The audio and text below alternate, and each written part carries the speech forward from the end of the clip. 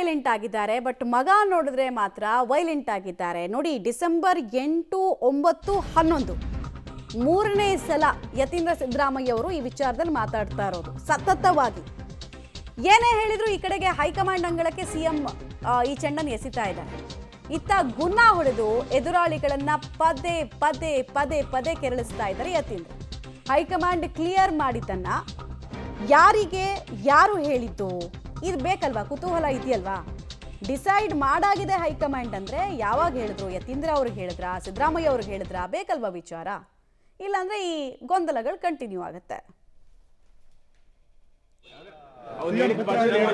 ಬೇರೆಯವ್ರು ಮಾಡಿದ್ರೆ ಬಲತ್ಕಾರ, ಅವ್ರು ಹೇಳಿದ್ರೆ ಚಮತ್ಕಾರ ಅಂತ ಇಕ್ವಲ್ ಅಂತ ನಮಗೆ ಗೊತ್ತಿಲ್ಲ. ಮೊನ್ನೆ ಕೂಡ ಇದು ಆಲ್ರೆಡಿ ಹೇಳಿದಾರೆ ಒಂದ್ಸಾರಿ, ಇಲ್ಲಿ ಈಗಾಗಲೇ ಹೇಳಿದಾರೆ ಒಂದ್ಸಾರಿ. ಎರಡನೇ ಸರಿ ಒಂದನೇ ಸರಿ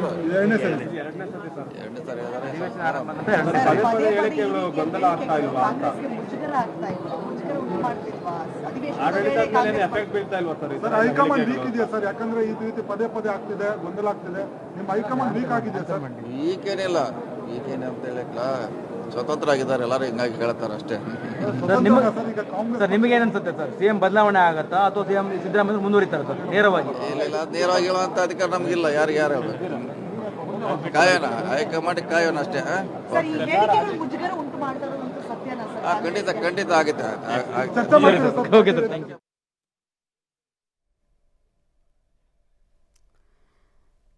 ಸಚಿವ ಸತೀಶ್ ಜಾರಕಿಹೊಳಿ ಅವರ ಸ್ಟೇಟ್ಮೆಂಟ್ ಅನ್ನ ಕೂಡ ಗಮನಿಸಿದ್ರಿ. ಕೆಲ ಸಚಿವರು ತೀರ್ಮಾನವನ್ನ ತೆಗೆದುಕೊಳ್ಳುತ್ತೆ ಹೈಕಮಾಂಡ್ ಅಂತ ಹೇಳಿದ್ರೆ, ಬಟ್ ಯತೀಂದ್ರ ಮಾತ್ರ ಬಹಳ ಕ್ಲಿಯರ್ ಆಗಿ ಹೇಳ್ತಾ ಇದ್ದಾರೆ, ತಗೊಂಡಾಗಿದೆ ಡಿಸಿಷನ್, ನಮಗೆ ಹೇಳಿದ್ದಾರೆ ಕ್ಲಿಯರ್ ಆಗಿ ಅಂತ.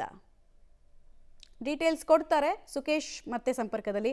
ಸುಕೇಶ್, ಈಗ ಸಮಸ್ಯೆ ಮೇಲ್ನೋಟಕ್ಕೆ ಜಟಿಲವಾಗ್ತಾ ಇರೋ ರೀತಿ ಕಾಣಿಸ್ತಾ ಇದೆ, ಬಟ್ ಫರ್ಮ್ ಆಗಿ ಕಾಣಿಸ್ತಾ ಇದೆ ಯತೀಂದ್ರ ಸಿದ್ದರಾಮಯ್ಯ ಅವರ ಸ್ಟೇಟ್ಮೆಂಟು. ಬಟ್ ಇಲ್ಲಿ ಯಾರಿಗೆ ಹೇಳಿದ್ರು ಅನ್ನೋದು ಮಾತ್ರ ಅವರು ಯಾರು ಗುಟ್ಟು ಬಿಟ್ಟು ಕೊಡ್ತಾ ಇಲ್ಲ. ಯತೀಂದ್ರ ಅವ್ರಿಗೆ ಹೇಳ್ತಾ ಹೈಕಮಾಂಡು, ಸಿದ್ದರಾಮಯ್ಯ ಅವ್ರಿಗೆ ಹೇಳ್ತಾ, ಹೆಂಗೆ ಇಷ್ಟು ತೂಕವಾಗಿ ನಾನು ಮಾತಾಡಬಹುದು ಕಾನ್ಫಿಡೆನ್ಸ್ ಆಗಿ ಅಂತ. ಈ ಕಾನ್ಫಿಡೆನ್ಸ್ ಎಲ್ಲಿಂದ ಬರ್ತಿದೆ ಯತೀಂದ್ರಾಗೆ ಅನ್ನೋ ಪ್ರಶ್ನೆ ಇದೆ. ಮಮತಾ ಆಗಿ ನೋಡೋಕೆ ಹೋದ್ರೆ ಮೊದಲಿಂದಲೂ ಕೂಡ ಎಲ್ಲೋ ಪವರ್ ಶೇರಿಂಗ್ ಇದೆ ಅನ್ನೋದನ್ನ ಯಾರು ಕೂಡ ಬಹಿರಂಗವಾಗಿ ಹೇಳಿಲ್ಲ. ಹಾಗಾಗಿ ಒಂದು ರೀತಿಯಲ್ಲಿ ಆ ವಿಚಾರದಲ್ಲಿ ಹೈಕಮಾಂಡ್ ಎಲ್ಲವನ್ನು ತೀರ್ಮಾನ ಮಾಡ್ತಿರೋದಕ್ಕಿಂತ ಮುಂಚಿತವಾಗಿ ಸಚಿವರುಗಳೇ ಮಾತಾಡಿದ್ರು ಸಿದ್ದರಾಮಯ್ಯ ಅವರು 5 ವರ್ಷ ಇರ್ತಾರೆ ಅಂತ. ಯಾವಾಗ ಹೈಕಮಾಂಡ್ ಎಂಟ್ರಿ ಆಗಿ ಯಾರು ಮಾತಾಡಬೇಡಿ ಅಂದ್ರು, ಆಗ ಯಾಕೆ ಈ ಹೇಳಿಕೆಯನ್ನು ಕೊಡ್ತಾ ಇದೆ ಹೈಕಮಾಂಡ್, ಸೂಚನೆ ಕೊಡ್ತಾ ಇದೆ ಅಂತ ಸಹಜವಾದ ಕುತೂಹಲ ಇತ್ತು. ಆದರೆ ಈಗ ಬರ್ತಾ ಬರ್ತಾ ಒಂದು ಹಂತದಲ್ಲಿ ಬಹುಶಃ ಮಾನಸಿಕವಾಗಿ ಕೆಲವು ಶಾಸಕರು ಸಚಿವರುಗಳು ಸಿದ್ಧವಾದಂತಿದೆ, ಇಲ್ಲಿ ಪವರ್ ಶೇರಿಂಗ್ ಇದ್ದಂತಿದೆ, ನೋಡೋಣ ಮುಂದಿನ ಬೆಳವಣಿಗೆನ ಕಾದು ನೋಡೋಣ ಅನ್ನುವಂಥ ಮನಸ್ಥಿತಿಗೆ ಬಂದಂತೆ ಕಾಣಿಸ್ತಾ ಇದೆ. ಹಾಗಾಗಿ ಬಹುತೇಕ ಸಿದ್ದರಾಮಯ್ಯ ಪರ ಬ್ಯಾಟಿಂಗ್ ಮಾಡ್ತಾ ಇದ್ದ ಮತ್ತು 5 ವರ್ಷಗಳ ಕಾಲ ಅವರೇ ಇರ್ತಾರೆ ಅಂತ ಹೇಳ್ತಿದ್ದವರು ಕೂಡ ಹೈಕಮಾಂಡ್ ಇದೆ, ನಮ್ದು ಹೈಕಮಾಂಡ್ ಪಾರ್ಟಿ ಅನ್ನುವಂಥ ಹೇಳಕ್ಕೆ ಶುರು ಮಾಡಿದ್ದಾರೆ.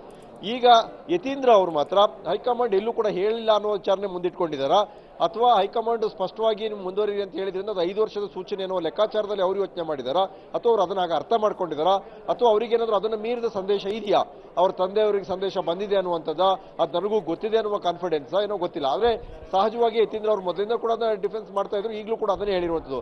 ಬೇರೆ ಸಚಿವರುಗಳು ಏನೇ ಮಾತಾಡಲಿ, ಡಾಕ್ಟರ್ ಯತೀಂದ್ರ ಮಾತ್ರ ನಮ್ಮ ತಂದೆ 5 ವರ್ಷ ಸಿಎಂ ಆಗಿರ್ತಾರೆ ಅನ್ನೋದು ಹೇಳಿದ್ರು. ಇವತ್ತು ಹೈಕಮಾಂಡ್ ಮೇಲೆ ಹೇಳಿದ್ರು ಕೂಡ ಅದನ್ನೇ ಹೇಳ್ತಾ ಇರೋದು, ಹೈಕಮಾಂಡ್ ಬಹಳ ಕ್ಲಿಯರ್ ಆಗಿದೆ ಅನ್ನುವಂಥದ್ದು. ಹೈಕಮಾಂಡ್ ಹೇಳಿರೋ ರೀತಿಯಲ್ಲಿ ನಾಯಕತ್ವ ಬದಲಾವಣೆ ಇಲ್ಲ ರಾಜ್ಯದಲ್ಲಿ ಅನ್ನೋ ಮೂಲಕವಾಗಿ ಅದನ್ನ ಹೈಕಮಾಂಡ್ ಹೆಗ್ಲಿಗೆ ಹಾಕಿದ್ದಾರೆ.